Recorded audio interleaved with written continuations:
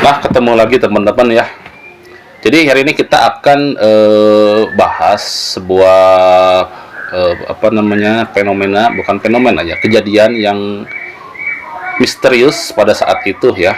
Ini kejadiannya itu sudah sangat lama sekali teman-teman. Pada tahun 1959 ya. Dan itu tepatnya di Kepulauan Alor di NTT ya.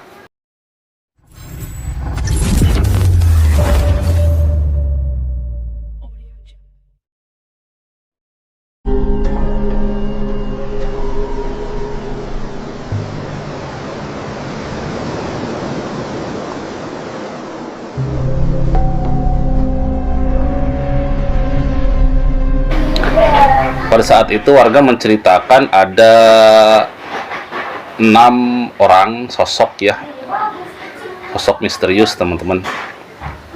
Jadi perawakannya itu menurut mereka tuh ya tidak seperti orang-orang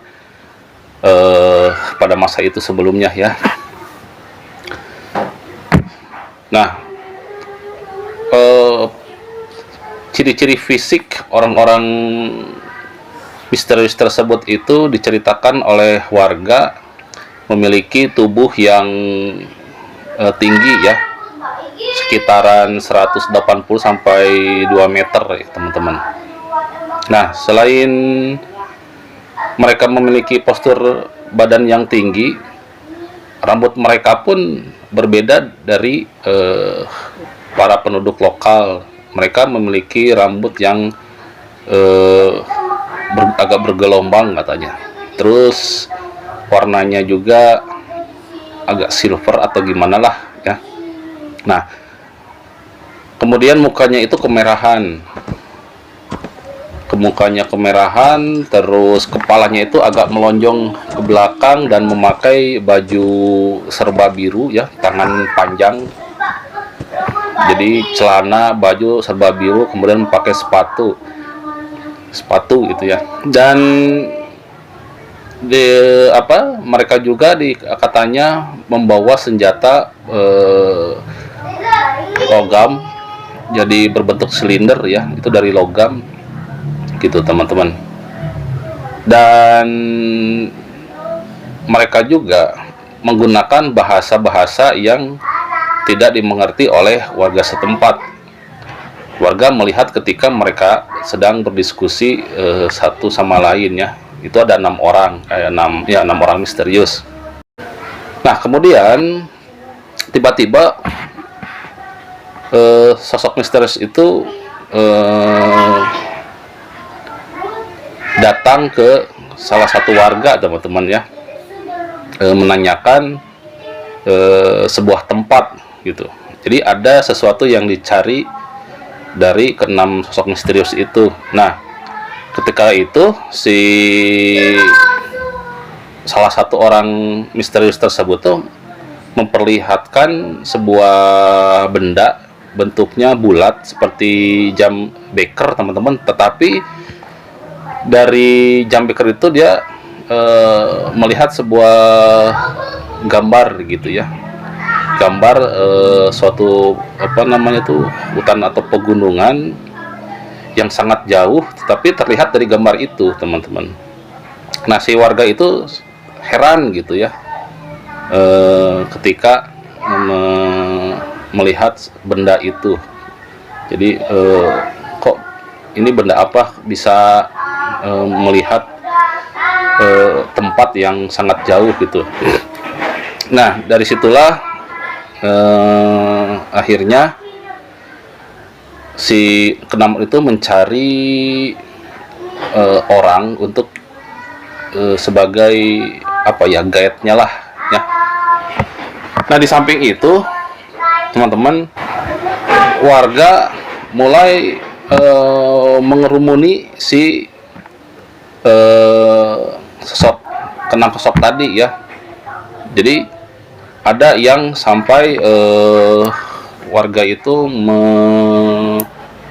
memanahi si 6 orang itu ya. Jadi diserang sama warga menggunakan panah, dan ternyata itu tidak mengenai satupun ke orang-orang misterius itu, teman-teman. Nah, dengan sigapnya si keenam orang itu tuh loncat, kan dikerumunin sama orang, terus loncat melewati kepala orang-orang yang mengerumuninya gitu. Jadi dia meloncat sangat tinggi katanya tuh. Dan ketika dipenat tuh tidak ada pun darah, atau jadi tidak terluka lah. Nah, ketika si orang-orang itu loncat di atas kepala kerumunan, tiba-tiba dia melesat terus kemudian hilang gitu, teman-teman. Nah, di sana kemudian warga-warga tuh merasa aneh dan menganggap bahwa keenam orang misterius itu memiliki kemampuan lah katanya ya. Makanya sama orang-orang di sana mereka disebutnya orang ajaib, teman-teman. Entah dari mana datangnya. Nah, ketika itu di Pulau Pantar, di sana warga melihat makhluk-makhluk atau orang-orang misterius itu berkeliaran, teman-teman. Sampai si orang itu masuk ke salah satu rumah penduduk hanya untuk melihat-lihat saja gitu. Penduduk yang melihat pun mereka tidak melakukan reaksi apapun karena dia panik.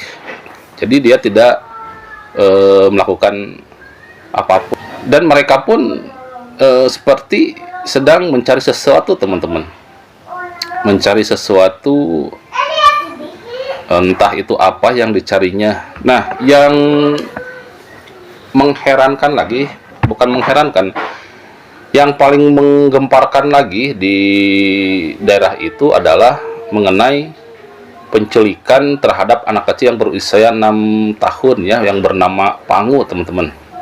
Jadi ada anak kecil itu diculik. Nah, si anak kecil itu ditemukan dalam keadaan tidak sadar gitu, teman-teman. Nah, yang anak kecil itu bercerita bahwa dia diberi makanan yang anak kecil itu belum pernah lihat sebelumnya, teman-teman.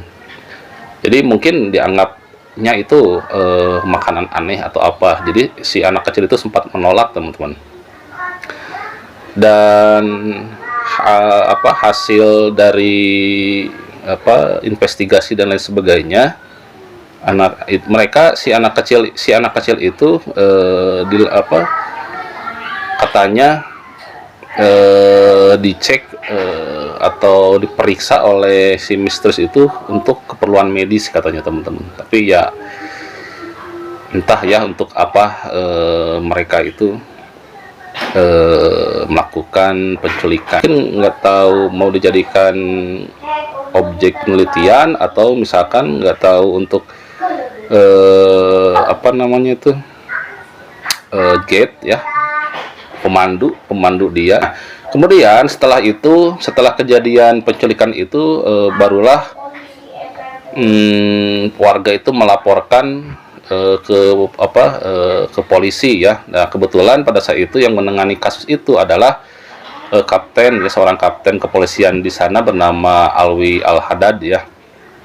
Nah, akhirnya setelah laporan itu beberapa kali masuk ke telinga Alwi Haddad. Sebelumnya laporan pertama itu Alwi Haddad itu tidak menggubris karena laporan itu serasa tidak masuk akal bahwa ada manusia begini ya, teman-teman. Nah, ketika beberapa kali banyaknya laporan yang masuk ke beliau, akhirnya beliau menugaskan kepada seluruh tim aparat untuk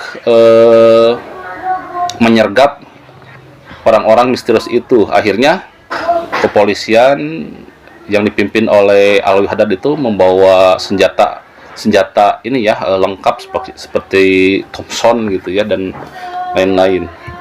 Nah, pada saat jam 12 malam ya, para polisi ini, Pak Alwi Haddad itu melihat beberapa makhluk misterius itu ya. Nah, itu jaraknya sekitar 5 atau 13 meter lah ya dari orang misterius itu ya.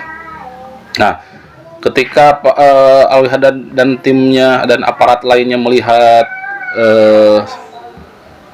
makhluk atau orang misterius itu, langsunglah mereka mulai menembaki manusia misterius itu. Nah, yang kagetnya, yang anehnya menurut Alwi Haddad, ketika ditembaki itu ternyata tidak ada sedikit pun tetesan darah, mayat pun tidak ada, hanya ada jejak kaki si makhluk itu dan seterusnya menghilang, dan beberapa banyak ranting atau pohon yang rusak. Ini kemudian si Pak Alwi ini tuh merasa aneh, kok kenapa nggak ada mayatnya gitu. Ini mulai kebingungan, padahal dia sudah diberondong gitu ya pakai senjata, tapi makhluk itu tidak mati atau tidak terkena tembakan ya. Jadi seolah-olah tembus, kemudian si makhluk itu menghilang gitu, teman. Nah, menghilang. Nah, akhirnya keesokan harinya warga melihat ada sebuah bulat, itu bulatnya seperti telur oval gitu ya, di atas permukaan laut. Tiba-tiba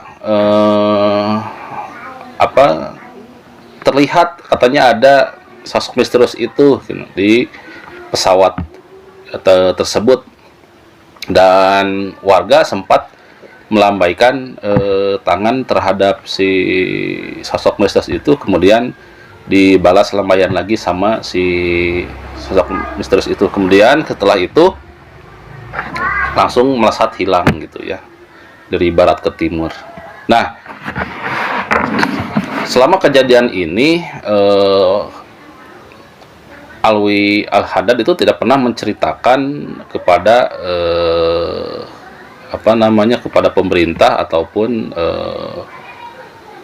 militer ya, karena takutnya ketika diceritakan tentang hal itu malah skeptis atau tidak percaya. Akhirnya beliau menyimpan rahasia ini, pengalaman dari warga ini selama 17 tahun. Nah, setelah 17 tahun ini lewat, akhirnya beliau mau menceritakan kepada Pak Jacob Salatun. Nah, jadi Pak Jacob Salatun ini itu adalah kalau di Indonesia itu bapaknya UFO lah ya. Mereka itu penggiat tentang ufologi, teman-teman, dan Pak Jacob Salatun ini adalah seorang marsekal TNI muda pada saat itu ya. Nah, akhirnya setelah diceritakan itu, informasinya atau beritanya itu menggema sampai ke luar negeri, teman-teman. Akhirnya Pak Jacob membuat sebuah buku ya tentang kejadian di Alor itu gitu. Nah, selain itu, teman-teman, di tahun yang bersamaan itu, tepatnya di Papua Nugini, masih di tahun yang sama 1959, jadi puluhan warga itu melihat sebuah benda terbang. Itu jaraknya tuh nggak jauh, teman-teman, jaraknya itu tidak jauh dari pemukiman ya, dan itu terlihat sama puluhan, bahkan sampai kalau katanya sampai 70 orang yang melihat benda piring terbang itu, dan di sana ada salah satu pendeta yang melihat itu. Nah, terlihat ada beberapa orang katanya di dalam pesawat itu, sekitar ada 4 orangan. Apakah ini sama makhluk-makhluk ini sama dengan yang di Alor ya, Pulau Alor, karena memang kejadian itu di tahun yang sama teman-teman. Cuman tidak ada tanda-tanda yang tanda-tanda seperti apa namanya akan membahayakan warga atau indikasi membahayakan warga, itu nggak ada. Mereka ketika dilambaikan itu tersenyum, kata si yang melihat ini gitu. Nah, setelah itu, setelah warga melihat, terus si pesawat itu langsung menghilang, cepat gitu menghilang ya. Nah, dari kejadian itu warga banyak yang bertanya apakah itu gitu. Nah, jadi banyak teman-teman kejadian-kejadian seperti ini yang mungkin ini menjadi misteri menjadi misteri pada saat itu ya, yang memang belum terpecahkan mungkin sampai saat ini oleh orang-orang yang meneliti ya. Nah, yang jelas kalau menurut pribadi ya, yang jelas di alam semesta itu kita tidak sendiri teman-teman ya, tidak sendiri. Banyak tentunya dari sekian banyaknya planet pasti ada yang menghuni, dan kita tidak sendiri. Dan mungkin kejadian ini adalah salah satu fenomena atau salah satu kejadian yang menunjukkan bahwa mereka itu ada teman-teman. Nah, ini mau percaya atau tidak, tetapi ini kejadian nyata gitu. Jadi bukan kejadian halusinasi, bukan kejadian yang fiktif, tapi ini kejadian yang nyata yang dirasakan oleh warga Kepulauan Alor pada saat itu.